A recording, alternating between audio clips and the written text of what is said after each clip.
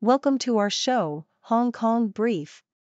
Let's dive into today's top stories with a bit of flair and fun.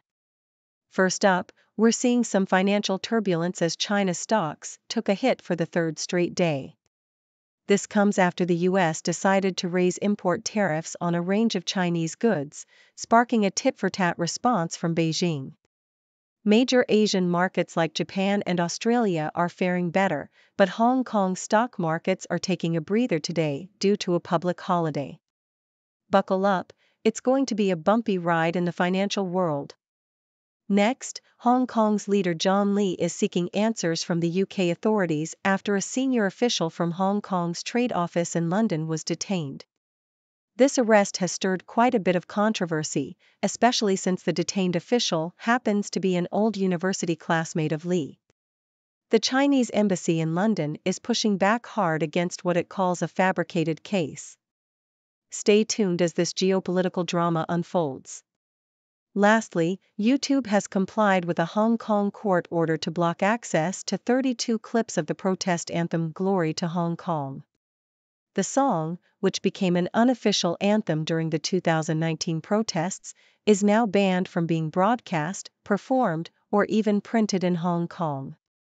YouTube isn't too happy about it and is considering an appeal, warning that this could have a chilling effect on free expression worldwide. Please stay tuned for more details on these stories. Japan Times highlighted the arrest of 3 men in the UK, including Bill Ewan, a manager at a Hong Kong government office, on charges of assisting Hong Kong's Foreign Intelligence Service. Hong Kong leader John Lee has demanded full disclosure from British authorities regarding the case. Lee, who confirmed that Ewan was a university classmate, echoed the Chinese embassy in London's statement, which dismissed the UK's accusations as fabrications. The arrests have added another layer of complexity to the already strained relations between Hong Kong and the UK, amid broader geopolitical tensions. South China Morning Post also covered YouTube's compliance with a Hong Kong court order to block access to 32 clips of a popular protest anthem within the city. The anthem, Glory to Hong Kong, emerged during the 2019 anti-government protests and has since been considered an unofficial symbol of dissent. Despite YouTube's compliance, the company expressed disappointment with the court's decision and noted that it would consider appealing to promote access to information. The court's injunction prohibits various forms of dissemination of the song, aiming to prevent it from being mistaken as the national anthem or used to incite separatism. While some clips remain accessible, YouTube warned that the process of removing the song entirely could take time, raising concerns about the broader implications for free expression. CNN. China's Alibaba Group holding reported a staggering 86% drop in fourth-quarter profit, primarily due to valuation changes from equity investments, which led to a nearly 6% drop in its US-listed shares despite revenue surpassing forecasts. The company plans to upgrade its secondary listing in Hong Kong to a primary listing while keeping its primary listing in New York, aiming to complete this by August. The e-commerce giant has had a tumultuous year, splitting into 6 units and refocusing on core businesses amid cautious consumer spending post-pandemic. Domestic e-commerce sales saw a 7% growth, driven by a focus on low-cost goods. However, net income plummeted to 3.27 billion yuan from 23.52 billion yuan a year ago. Chairman Zhou Tsai noted early signs of growing consumer confidence in discretionary items. Taobao and Tmall Group saw a 4% year-on-year increase in quarterly revenue, with international digital commerce growing by 45%, though losses nearly doubled due to heavy investments. The cloud division also saw significant AI-related revenue growth. South China Morning Post. Hong Kong's Cheung Chau Island is gearing up for its annual bun scrambling competition, part of the Cheung Chau De Jiu Festival, where competitors climb bamboo towers decorated with buns. The Kwok Kem Ki Cake Shop, known for its famous pinyin buns, offers visitors a chance to make these buns while learning about the festival's history. The bun-making workshop has attracted nearly 20,000 participants since last September, and plans are underway to expand it. The workshop is part of an overnight travel package, costing 1,880 Hong Kong dollars per person, aimed at middle-class tourists interested in Hong Kong's culture. The package includes a stay at the Sai Yuen glamping site, visits to the Chung Chau Ice Factory, and the Chung Chau Archaeological Education Center, where visitors can try the Qilin dance. The tour also features workshops for making sugar figurines and relief sculptures, and includes 3 meals, highlighting local seafood and traditional dishes. South China Morning Post. The Swap Connect mechanism, launched in Hong Kong, has significantly boosted international investors' confidence in China's interbank bond market and the internationalization of the yuan. The mechanism has facilitated hedging 4 trillion yuan in Chinese bond risk through interest rate swaps. Recent enhancements by financial regulators in mainland China and Hong Kong aim to expand the product scope, provide ancillary services, and reduce participation costs. These improvements are expected to increase transactions and deepen market liquidity. Deutsche Bank's Zhaoteng Su called Swap Connect the last important piece of the puzzle for overseas investors entering China. The mechanism has seen significant activity, with 20 mainland dealers and 58 overseas investors conducting over 3,600 transactions. The synergy between Swap Connect and Bond Connect, launched in 2017, is expected to further internationalize the yuan and enhance Hong Kong's role as an offshore yuan center. Future plans include launching China Treasury bond futures to help investors manage risks more effectively. South China Morning Post. Sino-American youth exchanges are essential in addressing global challenges like climate change and pandemics, fostering mutual understanding and trust.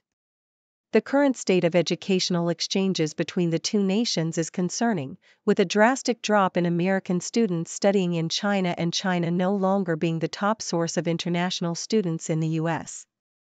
This decline is attributed to factors such as China's stringent lockdowns, rising geopolitical tensions, and racist attacks in the U.S. While older Americans view countering China as a priority, younger generations are more open to cooperation. To bridge the gap, youth-led initiatives in sports, culture, and research are crucial. Beijing and Washington should increase funding and scholarships, reduce security concerns in academic fields, and restore programs like the Fulbright Scholarship. Hong Kong, with its top academic institutions, can play a pivotal role in hosting non-governmental conversations and offering a balanced understanding of China. President Xi Jinping has emphasized the importance of youth in shaping future Sino-American relations, and Hong Kong should commit to welcoming young Americans to foster better bilateral understanding. South China Morning Post. Hong Kong is set to open a new integrated sports complex, Sports Park Sai Sha, later this year. Spanning over 1 million square feet, the complex will feature a 25-meter indoor swimming pool, an indoor multipurpose arena, a climbing wall, a 24-hour fitness center, a golf driving range, international standard tennis courts, a football and rugby pitch, and Hong Kong's only dedicated pickleball court. The park aims to cater to both elite athletes and the general public, with over 10 professional sports associations and institutes offering courses and training programs. Andy Chu, the park's director, emphasized the inclusive nature of the park, welcoming everyone to use the facilities. The park also plans to partner with schools, community organizations, nonprofit groups, district sports associations, and private institutions to foster a sports culture within the community. This initiative is expected to provide a platform for various sports-related activities, nurturing young talent and promoting physical fitness among Hong Kong residents. South China Morning Post. Alibaba and Tencent, two of China's largest technology companies, have exceeded their earnings forecasts, signaling a positive trend for corporate profits in China's post-pandemic economy. Alibaba reported a 10% increase in net profit, the highest annual earnings growth since 2021, while Tencent saw a 62% jump in net profit in the first quarter, surpassing analysts' expectations. These strong financial results are crucial indicators of economic recovery as China emerges from the COVID-19 pandemic. UBS and other global investment banks have revised their outlook on China's growth prospects to positive, noting signs of economic stabilization. Despite earlier declines in earnings due to cautious consumer spending amid a property slump, the outlook is now brighter as property activity stabilizes and inflation recovery boosts household income and consumer spending. Alibaba and Tencent's performance is particularly significant, as their success reflects broader economic trends. Improved corporate earnings are vital for the upward momentum in Chinese stocks, attracting renewed investor interest and driving market growth. South China Morning Post. Once a prestigious training ground for Hong Kong's elite civil servants, the Hong Kong Economic and Trade Office, (KETO), in London has found itself at the center of a geopolitical storm. Following the 2019 protests and the implementation of the national security law, the office has become a flashpoint for protests and vandalism. The situation escalated when Bill Yuan Chung Baiu, the office manager, was arrested by UK authorities under the updated National Security Act, marking the first such case targeting Hong Kongers. Yuan, a former superintendent with ties to Chief Executive John Lee Ka-chiu, along with two other suspects, faces charges of assisting a foreign intelligence service and foreign interference. The arrests have intensified calls for the closure of Hong Kong trade offices in Western countries, with activists demanding the revocation of diplomatic immunity and heightened scrutiny of these outposts. The case has also raised concerns about the potential chilling effect on those considering roles in overseas offices, impacting Hong Kong's efforts to promote trade and revive its economy. South China Morning Post. Hong Kong is being left behind in the Asia-Pacific office investment boom due to a surplus of office space and high vacancy rates, according to analysts. In the first quarter of the year, Hong Kong saw only 242 million Hong Kong dollars in office space investment, while the entire Asia-Pacific region attracted $11.5 billion US. Countries like Japan, South Korea, China, Taiwan, and Australia dominated the market. Vacancy rates in Hong Kong's prime office spaces have reached record highs, with Colliers reporting a 15.1% vacancy rate and Knight Frank noting a peak of 12.2%. The high vacancy rates have led to a significant drop in rents and capital values, with some properties selling at just 60% of their 2018 peak values. Despite the bleak outlook for the office sector, other property segments like retail and hospitality are expected to attract more capital, particularly from investors in Singapore, Malaysia, and mainland China. BBC. Indian spices, long celebrated for their vibrant flavors and global reach, are now under scrutiny due to safety concerns. Singapore and Hong Kong recently halted sales of spices from Indian companies MDH and Everest over elevated levels of ethylene oxide, a cancer-causing pesticide. The US FDA is also investigating these brands, with significant rejections of MDH spices due to bacterial contamination. The European Union and other countries like the Maldives, Bangladesh, and Australia have launched their own investigations. This is not the first time Indian spices have faced contamination issues. Past incidents have included lead in food coloring and large seizures of adulterated spices. The Indian government has responded with quality tests and guidelines, but experts warn that repeated safety violations could jeopardize India's spice exports, especially if major markets like China raise concerns. To maintain its reputation, India must overhaul its approach to food safety, focusing on transparency and stringent enforcement. BBC. Olga Loyek, a 21-year-old Ukrainian student at the University of Pennsylvania, has been horrified to find her face used in numerous videos on Chinese social media, promoting pro-Russian sentiments and products. These videos, created using generative AI tools, feature her likeness speaking in Mandarin, a language she doesn't know, under various names like Sophia, Natasha, and Stacy. One prominent account, Natasha Imported Food, had over 300,000 followers and falsely portrayed Olga as a Russian woman advocating for China-Russia friendship. This misuse of her image has highlighted the rapid advancement and regulation challenges of AI technology. Despite China's efforts to regulate AI, including arrests and legal actions, the proliferation of such deepfakes persists, partly due to the political alignment of the content with government propaganda. Experts warn that individuals like Olga are vulnerable to being framed with politically sensitive, AI-generated content, leading to potential legal repercussions in China. Olga remains determined to continue her online presence, emphasizing the importance of awareness about the authenticity of online content. South China Morning Post, Jevon Groves, head coach of Hong Kong's Rugby Sevens team, is a strong advocate for the introduction of a domestic sevens tournament to nurture local talent.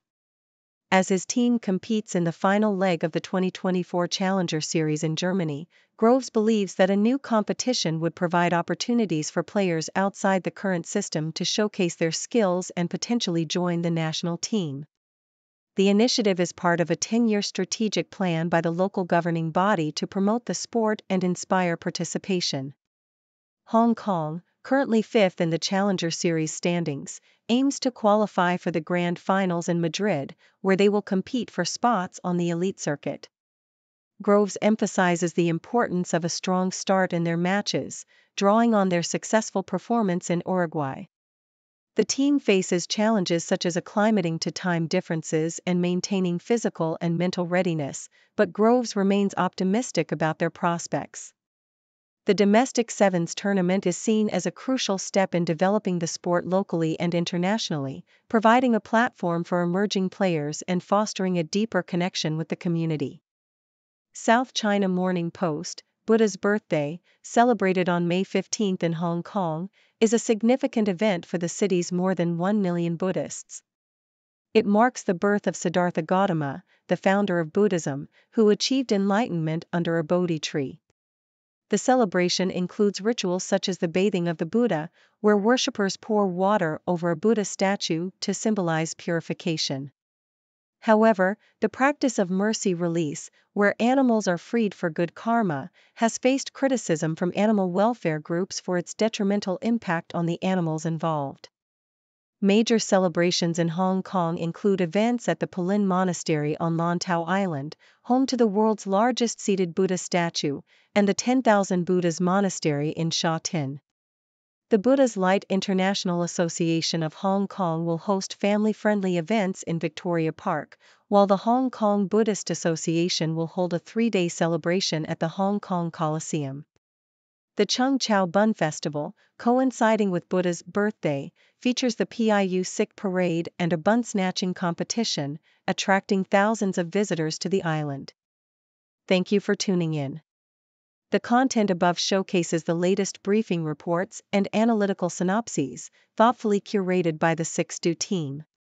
These insights stem from a wide array of reputable media outlets, think tanks, government sources, and specialized experts worldwide. We encourage you to explore these sources for a comprehensive perspective. Keep in mind that while the content may not always align with the official standpoint of 6Do Brief, it's not meant to be taken as absolute directives for decision-making. Comprising seasoned media professionals, learned scholars, and accomplished scientists, the 6Do team embodies a trailblazing, fully independent media entity. To customize 6Do Brief to meet your professional needs, you have the option to subscribe to a diverse array of briefings on our website, 6dobrief.com. Regardless of your location, you can conveniently receive 6Do Brief via email.